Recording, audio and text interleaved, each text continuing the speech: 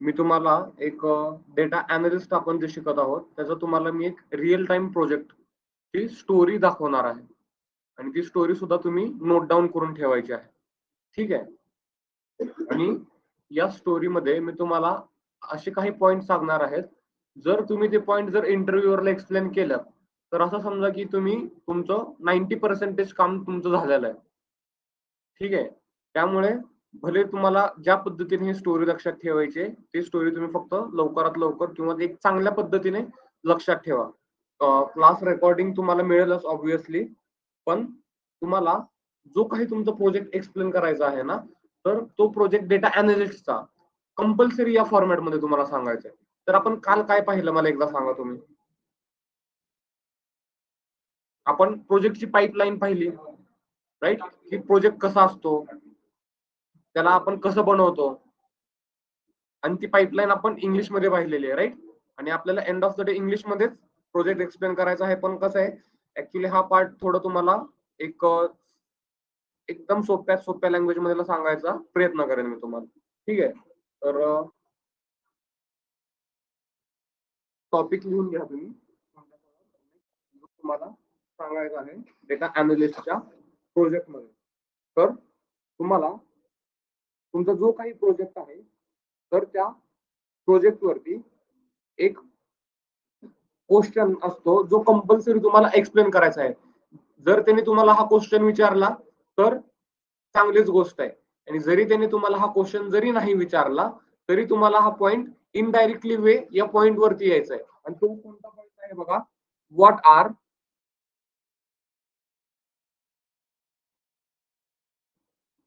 The KPI. Now, what is meaning of this KPI? Your key performance indicator. Key performance indicator. Okay. Key performance indicator. Now, in this KPI आपल्याला काय करायचं आहे माहिती का, हे जो की परफॉर्मन्स इंडिकेटर असतो तर हे बनले गेलेलं आहे काही स्टेप्सनी, right? It is made from 4 steps, right? So first of all we will write down that it is made up of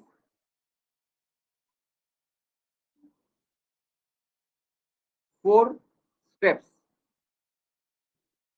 right? It is made up of 4 steps. Now let us derive our steps. First of all पहिली step आपली याच्यामध्ये काय आहे किंवा काय असणार आहे पहा. तर डिफाइनिंग युअर की बिझनेस गोल.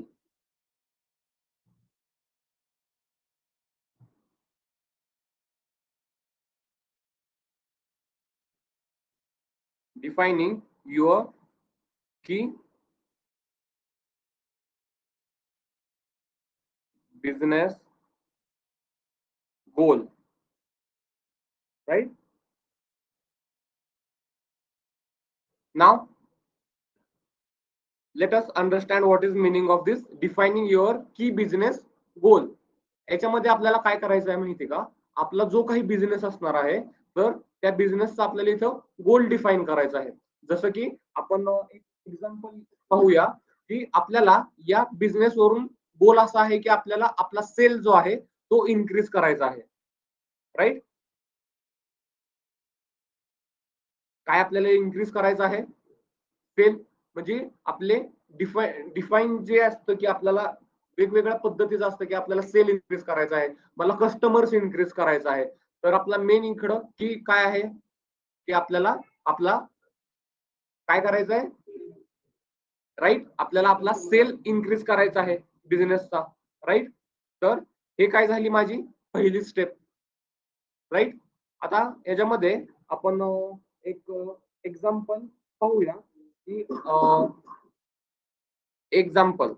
आता हे पहा, मी तुम्हाला हा जो प्रोजेक्ट सांगत आहे ना, तुम्ही पहिली गोष्ट तर आहे तसं लिहून घ्या.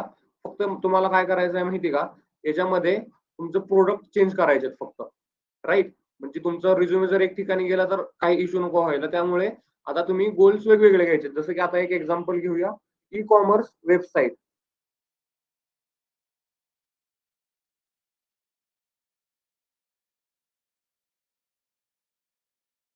ई कॉमर्स वेबसाईट वरती ना आपल्याला काही प्रोडक्ट सेल करायचे आहेत, राईट. एक्झाम्पल घेऊया, ई कॉमर्स वेबसाईटचे एक्झाम्पल सांगा मला तुम्ही, त्याच्यावरून तुम्ही ऑर्डर्स करता regularly. Flipkart, Meesho, Amazon, right. आता पहा, इंटरेस्टिंग स्टोरी आहे खूप. तुम्ही मला एक सेलचं नाव सांगा जो इयर मधून येतो फ्लिपकार्ट किंवा अमेझॉन वरती. काय असतं त्या सेलचं नाव? सेलचं नाव तुम्हाला लक्षात असेल, सेलचं नाव काय असतं? नाही. एक सेल असतो तो 26 जानेवारी, राईट. 26 जानेवारीला असतो, राईट. काय काय सेलचं नाव असतं? Big billion day.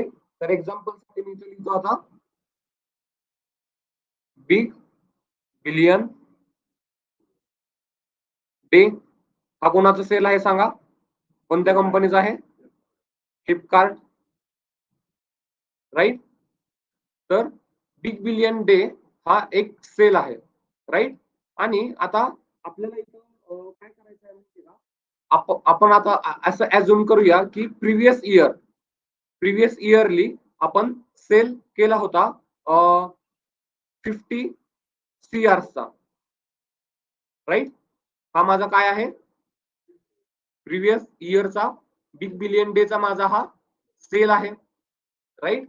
आता मला माझं गोल काय आहे सांगा या बिझनेसचं? डिफाइनिंग युअर की बिझनेस गोल काय आहे, राईट. तर माझा प्रिव्हियस इयरला किती सेल आहे? 50 करोड.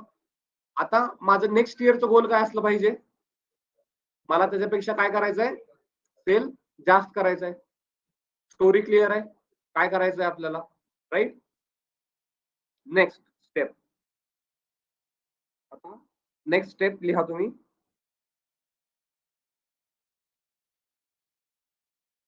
डिफाइनिंग अवर की visuals.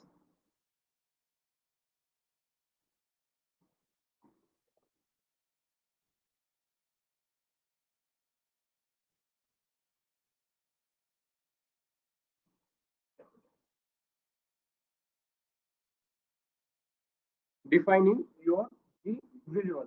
Okay. Now let us understand what is meaning of this your key visual. Now write down example. You have defined some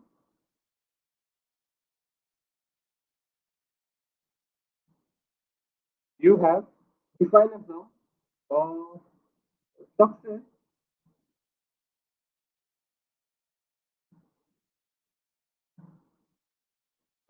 write some key parameter.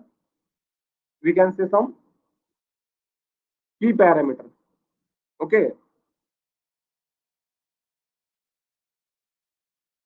आता इथे काय आहे पहा, आपल्याला आपले जे काही सक्सेस भेटलेलं आहे याच्या आधीचे, तर त्याचे काय आहे आपल्याकडे की पॅरामीटर्स आहेत, ते आपल्याला कसं भेटलेलं आहे, राईट. तर मागच्या वेळेस जर मी सेल केला असेल तर मला त्याचे काहीतरी की पॅरामीटर्स माहित असतील की त्यावेळेस मी काय स्ट्रॅटेजी यूज केली होती, राईट. तर मला त्याच्यावरती काहीतरी इम्प्रूव्ह करावं लागेल, राईट. कारण मी जर आहे तसंच यूज केलं तर मे बी माझा सेल तेवढा किंवा त्याच्यापेक्षा कमी होऊ शकतो, राईट. तर मला काय करावं लागतील, त्या की पॅरामीटर्स वरती लक्ष द्यावं लागेल, राईट. तर आता त्या की पॅरामीटर्स काय असतील पहा, याच्यामध्ये मी फर्स्ट पॉइंट लिहितो. First of all we will focus on our leads, right.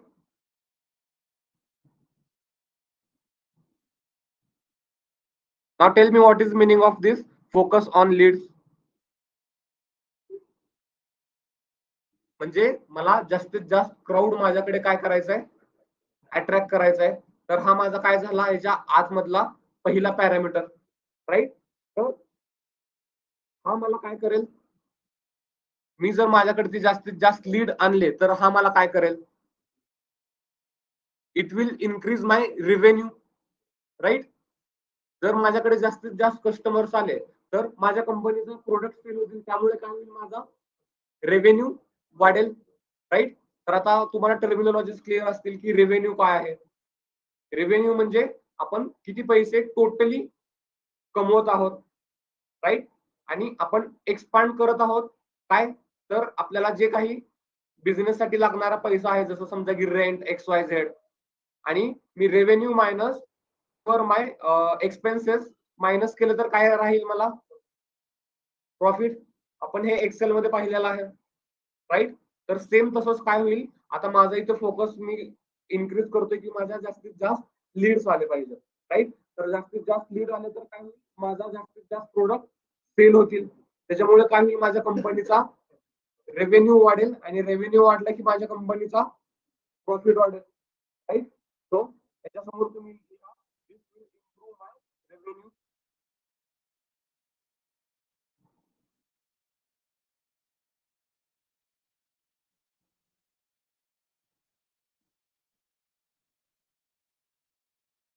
Right. This will improve my revenue. Now, how I am going to increase my leads?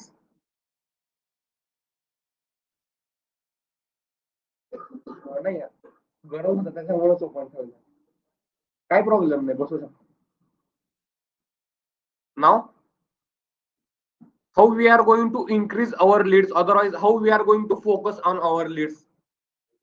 Right. Now, by doing marketing, first of all, by doing marketing, then by doing advertisement,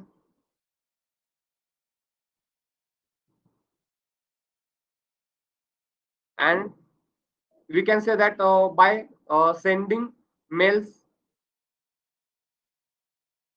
and XYZ, you can add your own. तुम्हाला जर काही additionally story मध्ये, आता स्टोरीला किती तडका द्यायचा आहे ते तुमच्या हातात आहे. Right. Right. Boosting on Instagram. Right. मग त्याला काय म्हणतात, सोशल मीडिया प्लॅटफॉर्म म्हणतात. Boosting my product on social media. तर हे एक नाव असतं त्याच्यामध्ये, असं लिहू शकता.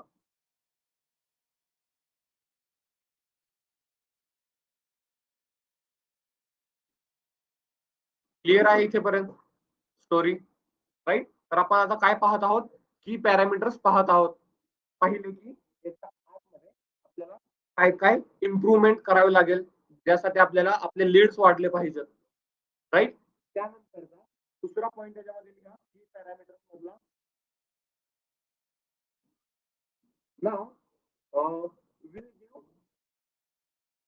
Now, we will give discount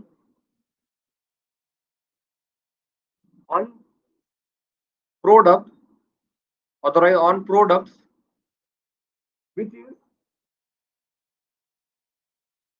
which is selling more. Now tell me what is meaning of this line.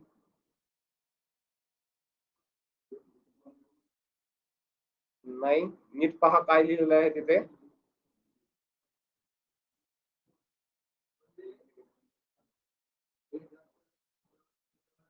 Right.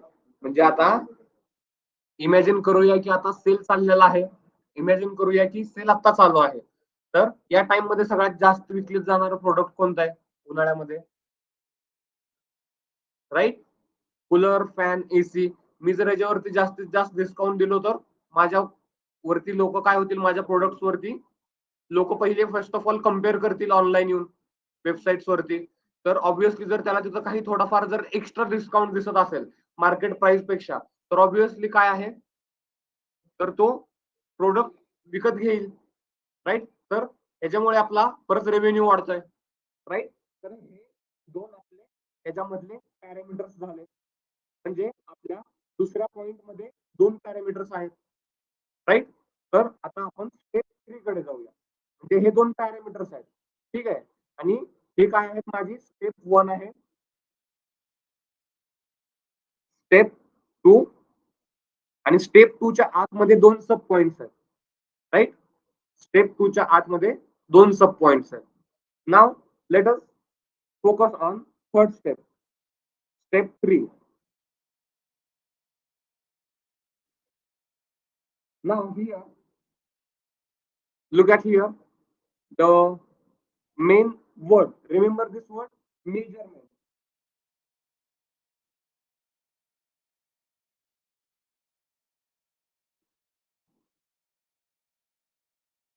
Measurements. Now tell me what is meaning of measurement, otherwise measurements.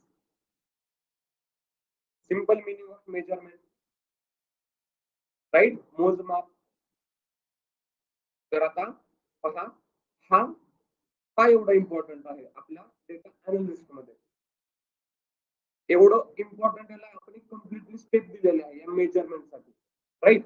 Now write down the meaning of this measurement, that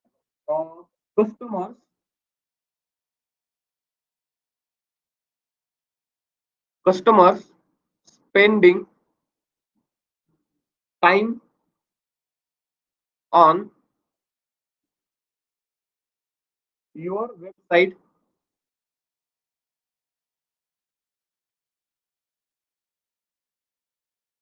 and time spent on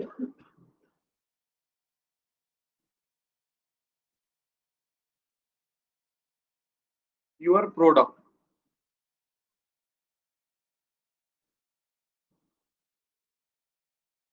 Now tell me meaning of this. काय आहे याचा अर्थ?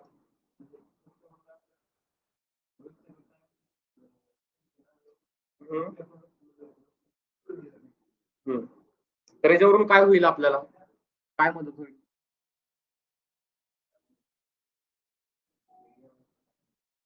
Okay,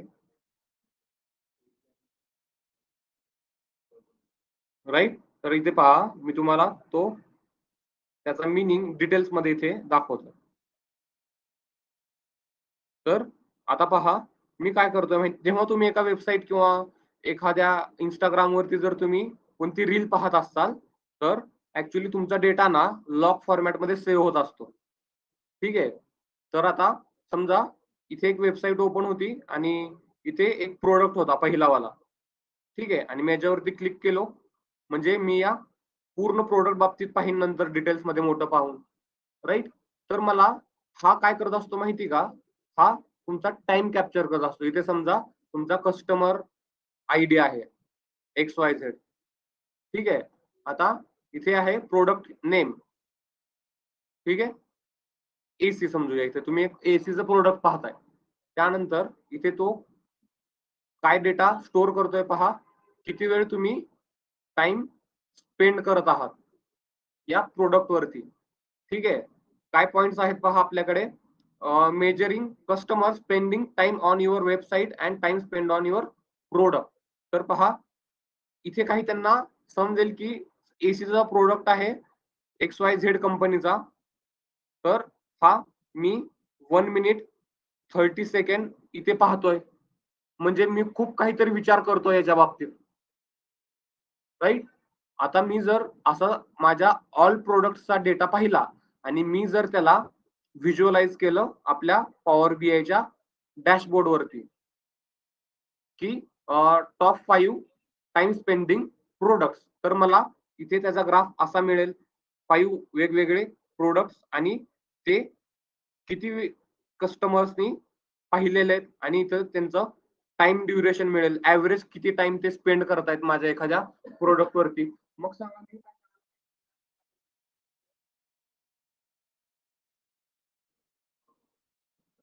म्हणजे मी त्याच्यावर advertisement केली पाहिजे, right. तर त्याच्यामुळे काय होईल, राईट, मार्केटिंग मी जर वाढवली तर माझा रेव्हेन्यू वाढेल, राईट. आणि तुम्हाला हे रिलेट पण होत असेल तुमच्या स्वतः बाबतीत, जेव्हा तुम्ही हे फ्लिपकार्ट अमेझॉन यूज करत असाल. ठीक आहे. पण एक एक्झाम्पल पहा, ते तर त्या कंपनीसाठी झालं, पण त्या कंपनी मधले पण तुम्हाला लॉ इथं क्लिअर सिम्पल दिसत असतील की याच गोष्टी तुम्हाला यूज करायच्या आहेत तुम्ही ज्या कंपनीमध्ये काम करणार आहात तिथे. ठीक आहे, तर माझी ही कोणती वाली स्टेप झाली? मेजरमेंट. आता मी या मेजरमेंट वरती मी माझे वेगवेगळे 10 डॅशबोर्ड क्रिएट करेन, कारण मला हा खूप मोठे इन्साइट्स देतोय. त्याच्यामुळे माझा जास्तीत जास्त मी याचे डॅशबोर्ड तयार करेन, ज्याच्यामुळे इम्प्रूव्ह होईल की माझ्या कंपनीचा सेल. ठीक आहे, आता तुम्हाला समजत आहे का आपल्याला डॅशबोर्ड का बनवायचे आहेत ते? कारण या डेटाचा काही मिनिंग आहे का? जर मी हा डेटा लॉग फॉर्मॅटमध्ये असा सेव्ह केलेला आहे, मला पहिल्यांदा या डेटाला पायथन मध्ये काय करावं लागेल? नाही नाही, कन्वर्ट काय, हा डेटा तुमचा रीड करून काय करतो आपण पायथन मध्ये, म्हणजे हा डेटा स्टोअर असेल एखाद्या कुठे, काल सांगितलेल्या स्टोरीमध्ये कुठे असतो कंपनीचा डेटा? सर्व्हर वरती, राईट. मग तुम्ही काय करणार? त्या डेटाला इम्पोर्ट करणार, डेटा इंजेक्शन प्रोसेस. आता लक्षात येत आहे का कालची स्टोरी आणि आजची रिअल टाइम प्रोजेक्ट मधला डिफरन्स काय आहे? रिलेट होत आहे? तर हा डेटा सर्व्हर वरती स्टोअर असेल, या डेटाला तुम्ही काय करणार? इम्पोर्ट करणार. इम्पोर्ट केल्यानंतर काय करणार? ईडीए. मग ईडीए मध्ये काय करणार तुम्ही? राईट, याच्यामध्ये काहीतरी मिस्टेक्स होऊ शकतात, कारण हा स्क्रॅप केलेला डेटा आहे. स्क्रॅप म्हणजे ऍक्च्युली लॉग फॉर्मॅटमध्ये ऑटोमॅटिक वेनी कलेक्ट केलेला डेटा आहे. त्याच्यामुळे याच्यामध्ये बायस पण ऍड होऊ शकतं, आउटलायर्स पण ऍड होऊ शकतं. म्हणजे आता आउटलायर्स म्हणजे काय सांगा मला फर्स्ट ऑफ ऑल? काय काय? नाही नाही, असं सांगायचं नाही. आपण ऍक्च्युली त्या दोन व्हॅल्यूज फाइंड करतो फर्स्ट ऑफ ऑल, म्हणजे आपण ती एक रेंज फाइंड आउट करतो. जर याच्या आतमधला डेटा आहे तो माझा ऍक्च्युअल कन्सिडर करतो आणि त्याच्या बाहेरचा डेटा आहे तो आउटलायर. पण काय यूज करून? नाही, कसं यूज करतो मी, कसं फाइंड आउट करतो आउटलायर्स? आता मी त्या दिवशी स्टॅट्स झाल्यानंतर रिअल टाइम आपण त्याच्यावरती एक्झाम्पल पण केले होते. कोणत्या टाईपचा प्लॉट करतो आपण? कोणत्या टाईपचा प्लॉट म्हणतात त्याला? कोणती टेक्नॉलॉजी किंवा कोणत्या स्टॅट्सचा प्रकार त्याच्यामध्ये यूज केला जातो? 5 नंबर समरी लक्षात येते का? 5 नंबर समरी मध्ये काय करतो आपण?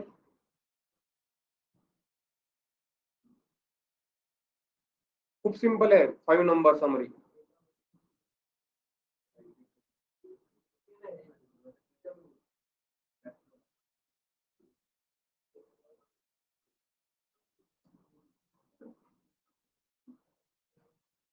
ओपन करा, स्टॅट्सचे नोट्स आहेत का तुमच्याजवळ?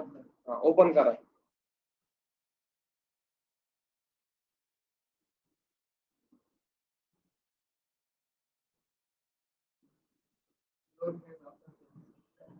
हा, पण ते कसं फाइंड आउट केलं? पण ते कसं फाइंड आउट केलं? लोअर फेस, अपर फेस. 5 नंबर समरी पॉइंट लिहिलेला आहे का तुम्ही?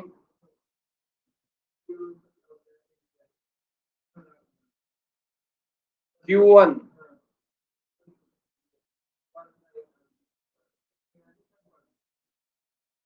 राईट, आणि ते कसं फाइंड आउट केलेलं आहे? By using lower fence and upper fence. Lower फेन्सचा फॉर्म्युला काय आहे? Q1 into IQR. Now what is IQR? Interquartile range. आता हा, हे मॅथमॅटिक्स तर काहीच अवघड नाहीये, हे पाचवीतले मॅथमॅटिक्स आहे. पण इश्यू काय आहे? तुम्ही त्याचा अभ्यास नाही केला. तर पहा, आता ऍक्च्युली तुम्हाला रिलेट होत आहे की आपलं स्टॅट्स कशासाठी शिकवलंय मी तुम्हाला, आणि त्याचा रिअल टाइम मध्ये कसा बिझनेस मध्ये युज होत आहे. आता मला सांगा, ते काही अवघड आहे का? मी जे सांगितलेलं आहे सिंपल मल्टिप्लिकेशन आहे त्याच्यामध्ये, ऍडिशन, सबट्रॅक्शन, मल्टिप्लिकेशन. राईट, म्हणजे आता काय केलं पाहिजे तुम्ही सांगा पहिल्यांदा तर? पाठ नाही, कळणं गरजेचं आहे.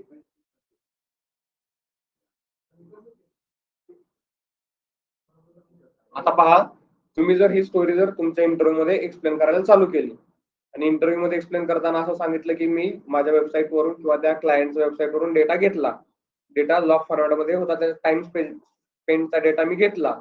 टाइम स्पेंडचा डेटा घेतल्यानंतर मी काय केलं, त्याच्यानंतर त्या डेटाला मी काय केलं, प्रोसेस काय असते आपली, डेटा इंजेक्शन केली. डेटा इंजेक्शन केल्यानंतर मला करायची होती ईडीए स्टार्ट केल्यानंतर मी तो डेटा इम्पोर्ट केला माझ्या पायथनच्या कशामध्ये, जो काही इन्व्हायरमेंट मी बनवलेला आहे किंवा माझी ज्युपिटर नोटबुक आहे त्यामध्ये मी डेटा इम्पोर्ट केला. इम्पोर्ट केल्यानंतर मी ईडीए प्रोसेस स्टार्ट केली. Then we have started the EDA process. Then while doing EDA process there was the column of a time spend, right? So this is the raw data. That's why we are doing here EDA. And while doing EDA, we get to know that there are some outliers on a time spent, right? Now, how this time spent is having outliers. तर काय वेळेस काय होतं, आपण एखादी website open करून तसंच सोडून देतो त्याला, राईट? काहीतरी मध्ये काम आलं तर मग तो काय झाला, चुकीचा डेटा झाला. म्हणजे जर मी जर एक प्रोडक्ट 1 तास पाहतोय, 2 तास पाहतोय, म्हणजे तो काय आहे, चुकीचा डेटा आहे. पण आता त्या चुकीच्या डेटाला पण मी कसं सुधारू शकतो, आउटलायर मुळे, राईट? मग आता आउटलायरचं नाव काढलं तुम्ही इंटरव्ह्यूअर समोर, तो म्हणतो tell me how outliers are working. तर काय आहे outliers working? In the outliers we find out lower fence and upper fence by using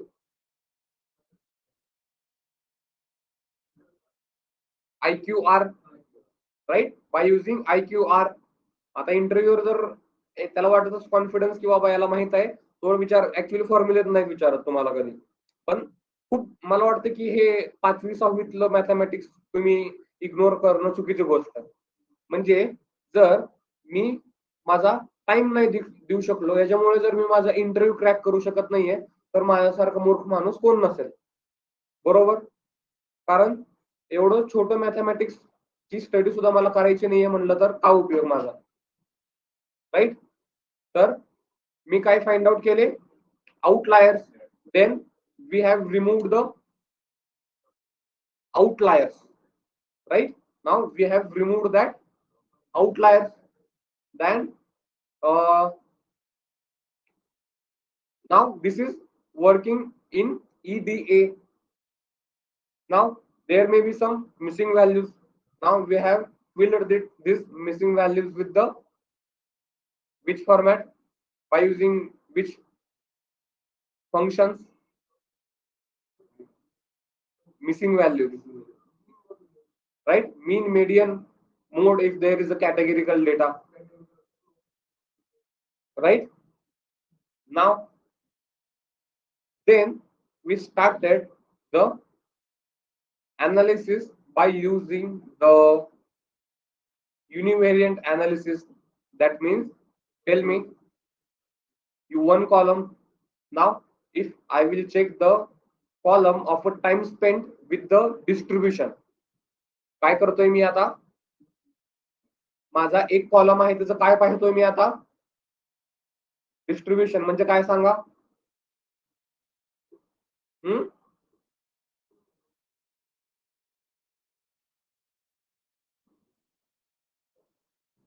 distribute करणे म्हणजे काय, त्याला मी प्लॉट करून पाहणार की ऍक्च्युअली डेटा कसा आणि कोणत्या कोणत्या एरियामध्ये जास्त आहे. मग मला त्या डेटावरून काहीतरी इन्फॉर्मेशन मिळेल की लिनिअरिटी, काहीतरी एक असा टाइम आहे जिथे जास्तीत जास्त लोक पाहिलेले आहेत आणि एक काहीतरी टाइम आहे जिथे कमी लोक पाहिलेले आहेत, राईट?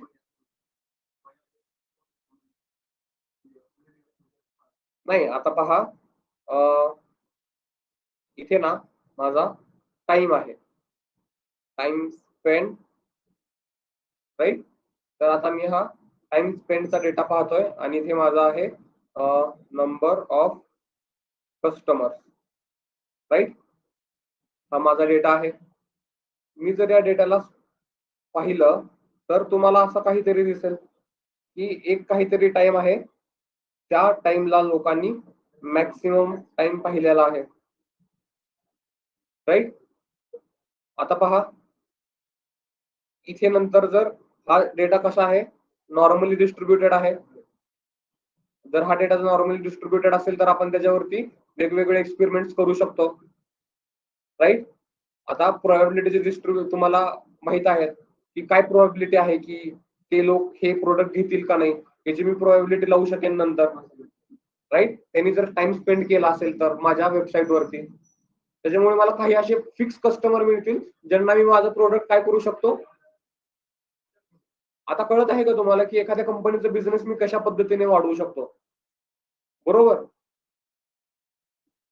तर हे मी कशाच्या आत करत आहे सांगा, ही प्रोसेस कोणत्या स्टेपच्या आतमध्ये इन्व्हॉल्व आहे ही माझी प्रोसेस.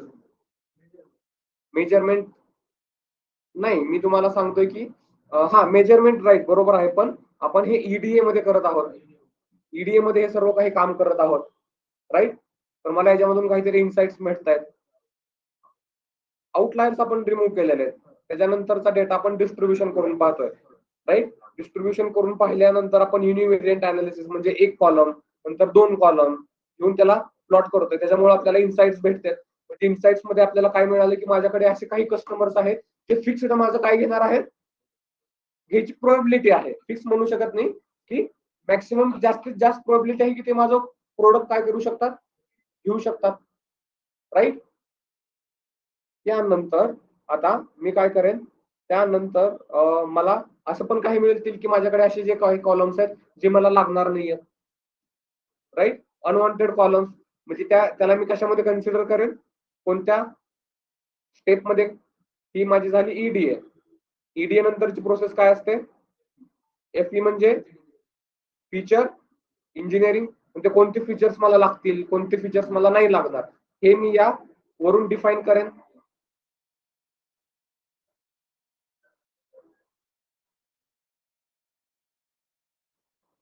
ओके. तर या एफई मध्ये मी काय केले, अनवॉन्टेड कॉलम माझे रिमूव्ह केले. आता इथं तुम्ही लिहू शकता की मी जेव्हा डेटा घेतला होता त्याच्यामध्ये ऍक्च्युली तो स्क्रॅप डेटा होता, त्याच्यामुळे त्यांनी काही खूपच डिटेल्स मध्ये डेटा घेतला होता, पण त्यामधले मला काही फीचर्स लागणार नव्हते. मग ते वाले मी फीचर्स काय केले, रिमूव्ह केले, right. Now after this what we do after doing FE feature engineering, we finally create our dashboard, right. Now we will create our dashboard. आता हा माझा तो वाला डॅशबोर्ड आहे जो मला सर्व काही माझे इन्साइट्स दाखवत आहे ऍट अ टाइम. एका स्क्रीनवरती किंवा 10 स्क्रीनवरती मी वेगवेगळे 10 डॅशबोर्ड क्रिएट करेन, राईट. आणि त्या डॅशबोर्ड वरून मला काय हेल्प होते, आता काय काय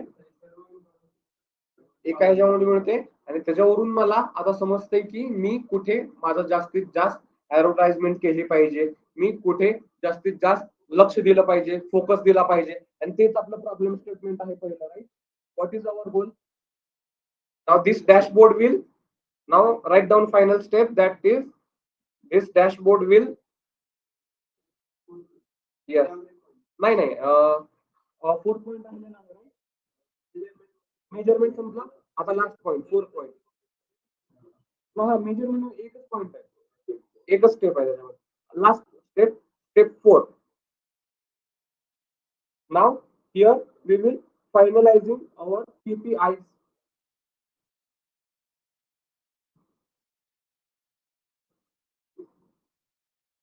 KPIs. KPIs means की परफॉर्मन्स इंडिकेटर. म्हणजे आपण जे काही केपीआय ठरवलेले आहेत त्याला आपण आता फायनलाइज करणार आहोत, कशावरती, डॅशबोर्ड वरती, राईट. तर आता पहा, या डॅशबोर्डने मला काय हेल्प केली. मी जेव्हा हा डॅशबोर्ड बनवला तेव्हा असं लिहा तुम्ही इथे, the goal of increase the sale, goal of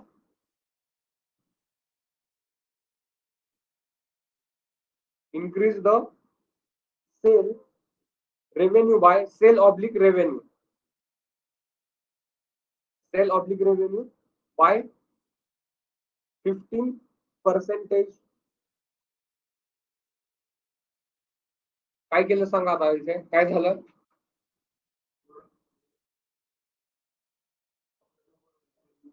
हा कशामुळे? जेव्हा आपण आपले KPI फायनल केले, जे सांगितल्या पद्धतीने स्टेप्स घेतल्या आणि त्याच्यावरून आपण जो डॅशबोर्ड बनवला आणि त्याच्यावरती आपण जे ऍक्शन घेतले कशाप्रमाणे?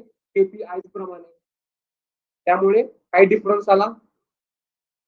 या वर्षीच्या बिग बिलियन डेज मध्ये मी किती पर्सेंटेज जास्त सेल इन्क्रीज केलेला आहे किंवा रेव्हेन्यू 15%. आता XYZ काही व्हॅल्यू घेऊ शकता, खूप मोठी लिहायला जाऊ नका, राईट. पण तुम्हाला आता स्टोरी क्रिएट झालेली आहे.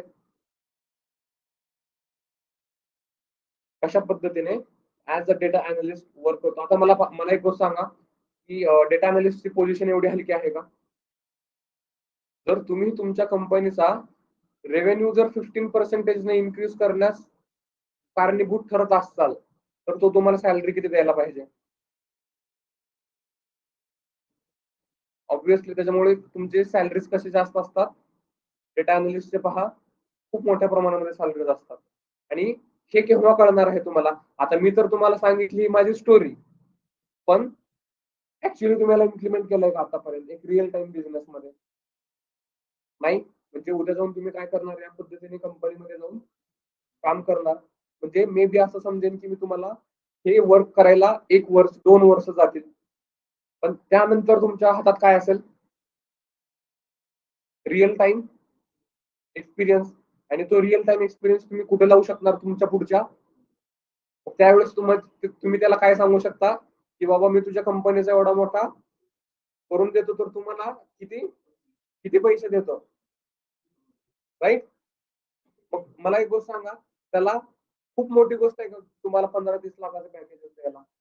तर तुम्ही त्याचा सेल एवढ्या मोठ्या करोड्स मध्ये वाढवून देणार असाल. मग आता रिझन कळालं का तुम्हाला का डेटा अनालिस्टच्या पोझिशन मध्ये सॅलरी जास्त असते? कारण ओव्हरऑल डिझाईनच तुम्ही करताय KPI की परफॉर्मन्स इंडिकेटर. आणि आता मग तुम्ही मला एक गोष्ट सांगा, तुमच्या इंटरव्ह्यू मध्ये जर तुम्ही या 4 स्टेप्स त्याला जर तुम्ही तुमच्या एखाद्या प्रोडक्टला रिलेट करून जरी सांगितल्या, तर सांगा तो तुम्हाला त्याच्या कंपनीमध्ये घेईल का नाही? नाही. आता बघा, आपण स्मार्ट वर्क करायचं. तो जर तुम्हाला हा क्वेश्चन नाही विचारला तर काय करायचं? प्रोजेक्ट एक्सप्लेनेशन मध्ये हा पार्ट. आणि जर त्यांनी जर स्वतःहून विचारलं तर चांगलीच गोष्ट आहे. डिपेंड आहे, पण आपल्याला आन्सर याचं काय करायचं आहे? हा, मग आता त्याच्यासाठी आता आपण वेगवेगळे प्रोडक्ट्स घेणार. एक फार्माचं घेणार, एक हेल्थ केअरचं घेणार. हा, वेगवेगळ्या जणांची वेगवेगळी स्टोरी बनवायची. पण तुम्हाला असं नाही का वाटत की 10च्या सेमच आहे सगळीकडे, राईट? त्याच्यामुळे मी कशाला म्हणालो की तुम्ही पहिल्यांदा या गोष्टी लिहून घ्या. मग आता मला एक गोष्ट सांगा, तुम्ही तुमची पुढची स्टेप घेण्यासाठी आता काम चालू करू शकता का? आता डॅशबोर्ड काय बनवायची मला नाही वाटत मोठी गोष्ट आहे, राईट. पण डॅशबोर्ड बनवणं मला वाटतं की डेटा अनालिस्ट मधलं एक 20% काम आहे. मग जास्तीत जास्त तुम्हाला काय असलं पाहिजे? नॉलेज असलं पाहिजे या गोष्टींचं, राईट. पण आता तुम्हाला तर हे ओरली किंवा थिअरॉटिकली माहित आहे. असं समजू शकता की मी आता स्कूलमध्ये शिकलोय की बिझनेस कसा करायचा आहे किंवा कसा इन्क्रीज करायचा आहे. त्यामुळे तुमचं पोझिशनचं नाव काय असणार आहे? Business analyst, right. Business analyst. आता तुम्हाला रिझन कळालं का की का तुम्हाला या बिझनेस अनालिस्ट असं नाव दिलेलं आहे? बिझनेस इम्प्रूव्ह तुम्ही करणार आहात, राईट. तर तुमचं काम काय आहे आता सांगा मला. आता माझं काम काय होतं तुम्हाला? पहिल्यांदा पाईपलाईन सांगणं. पाईपलाईन सांगितली मी. आता पाईपलाईन म्हणल्यावरती तुमच्याकडे त्या पाईपलाईनच्या गोष्टी लक्षात आल्या पाहिजे.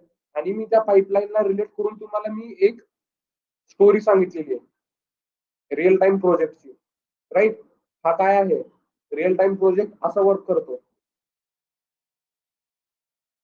कळालं का आता? आणि इंटरेस्टिंग वाटतंय का तुम्हाला? नाही. जरी तुम्हाला स्वतःचा जरी बिझनेस चालू करायचा असेल तर तुम्ही अशा पद्धतीने स्टेप्स घेऊ शकता. तर आता तुम्हाला काय करायचं आहे सांगा. ऍक्च्युली मी आज तुमच्याकडून पाईपलाईन ऐकणार होतो, पण मला ऍक्च्युली असं वाटलं की पहिल्यांदा मी तुम्हाला एक एक्सप्लेनेशन देईल, त्यानंतर आता तुम्ही काय करायला पाहिजे, स्वतःची स्टोरी तयार करायची, पूर्ण स्क्रिप्ट लिहायची. काय करायची, स्वतःच्या लँग्वेज मध्ये या, आणि मित्र आहात तर एक दुसऱ्यांच्या मदतीला या. एक दुसऱ्यांची स्टोरी एक जर चांगली येत असेल तर दुसऱ्याला मदत करा. बरोबर करायचं. फक्त रूम पार्टनर असून काय उपयोग नाही.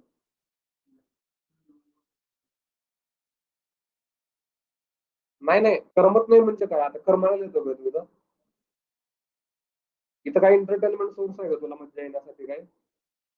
तसं नाही, मला काय म्हणायचंय की एक जणाला जर तुझा डाऊट असेल तर तू सॉल्व्ह कर, किंवा कुणाला एक एक्स्ट्रा गोष्ट येत असेल तर दुसऱ्याला मदत कर. मित्र कधी कामाला येणार आहात तुम्ही? फक्त क्लासमध्येच नावाला. मग काय बनवणार आहात तुम्ही सांगा मला आज? स्टोरी. मिळून एक दुसऱ्यांना मदत करा, बनवायला मदत करा एक दुसऱ्यांची. पण स्टोरीमध्ये तुमचा हा बेस असला पाहिजे. पहिला बेस तर पाईपलाईनचा, आणि दुसरा म्हणजे केपीआय यूज करा. त्याच्यामध्ये काय यूज करायचे आहे? केपीआय. आणि तुम्हाला स्टोरी अशा पद्धतीने बनवायची आहे की तुम्ही मला ती स्टोरी पहिल्यांदा वाचून म्हणजे बघून एक्सप्लेन करणार आहात, राईट? मग त्यानंतर मी तुम्हाला सांगेल की कसं इम्प्रूव्ह करायचंय, काय करायचंय, आणि कसं तुम्हाला इंटरव्ह्यूवरला एक्सप्लेन करायचं. म्हणजे आता असं आपण म्हणू शकतो का की डेटा अनालिस्टच्या पोझिशनसाठी मी जाऊ शकतो म्हणून,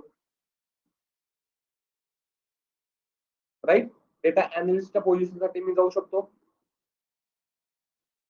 ठीक आहे. तर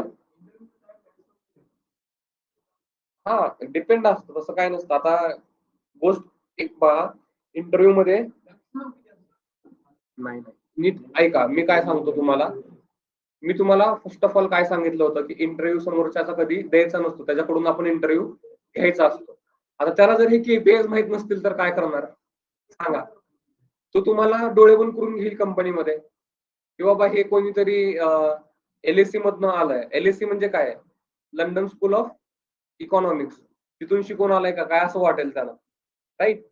कारण त्यांनी जर युजच केला नसेल त्याच्यामध्ये. मग त्यामुळे तुम्ही आता त्याचं काय घेताय? इंटरव्ह्यू देताय की केपीआय यूज केले मी. तर ज्याला माहितीच नसेल केपीआय तर तो काय केपीआय. मग तुम्ही स्टोरी चालू करायची. आपली स्टोरी फक्त थांबली नाही पाहिजे. तुमची जेवढी भारी इंटरेस्टिंग स्टोरी असेल तेवढा तुमचा पिक्चर हिट असेल, आणि तेवढं मोठं तुमचं पॅकेज असेल. सगळं एकाच ठिकाणी येऊन थांबतं ते म्हणजे स्टोरी,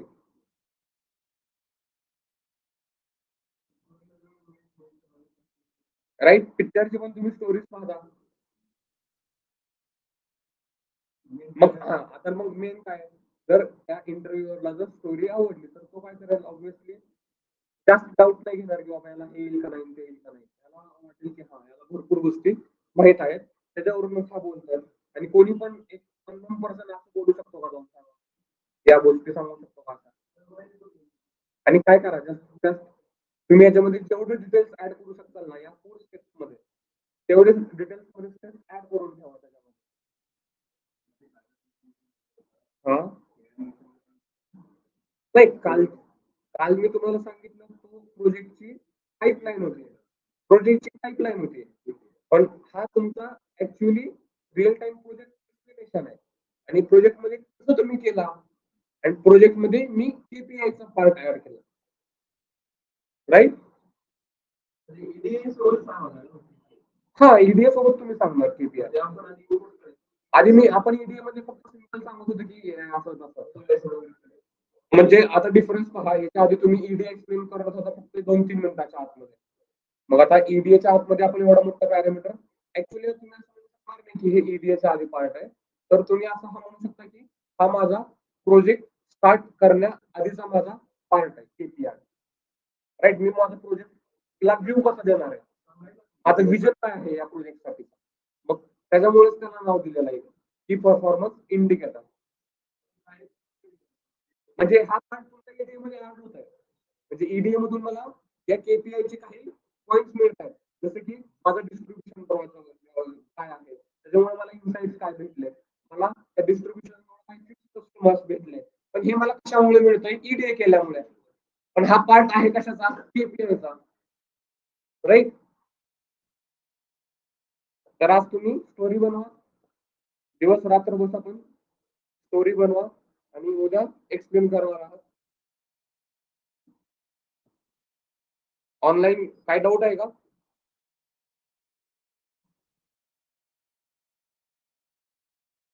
काही राहिलं तर काय म्हणते, मी तसं मग मेसेज करेल आपल्याला. नाही, आवाज स्लो येतोय जरा जोरात. साहिल, हॅलो. हा बोल.